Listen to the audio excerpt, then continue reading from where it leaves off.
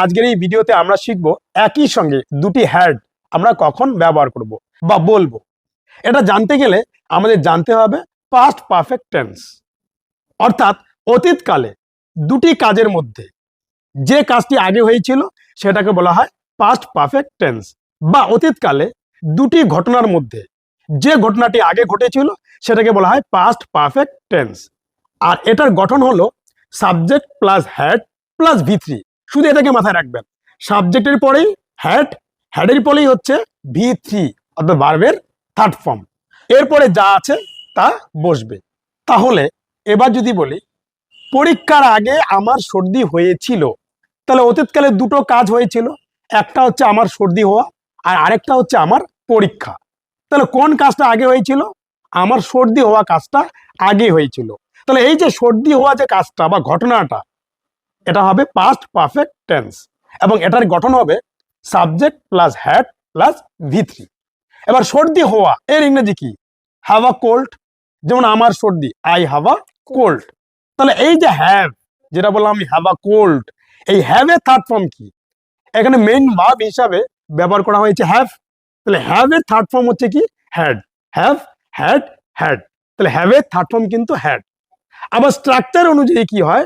Subject, তারপরে হচ্ছে had, তারপরে হচ্ছে V3। তাহলে সাবজেক্ট হিসেবে কি বসলো? আই। আবার স্ট্রাকচার অনুযায়ী বসলো হ্যাড, আই হ্যাড।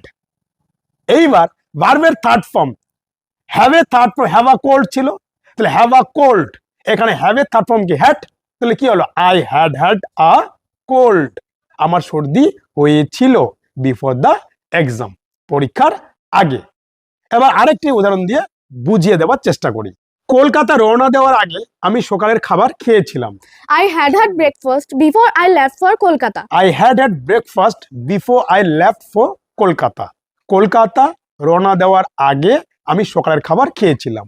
এখানেও অতীতকালে দুটো কাজ ঘটেছিল, তার মধ্যে যে কাজটি আগে ঘটেছিল সেটা হচ্ছে আমি সকালের খাবার খেয়েছিলাম। তাহলে সকালের খাবার খাওয়া সাধারণত আমরা কিভাবে বলি? Have breakfast, I have breakfast. আমি সকালের খাবার খাই। তাহলে হ্যাভ ব্রেকফাস্ট, এখানে হ্যাভ এর এই হ্যাভ এর থার্ড ফর্ম কি? হ্যাড।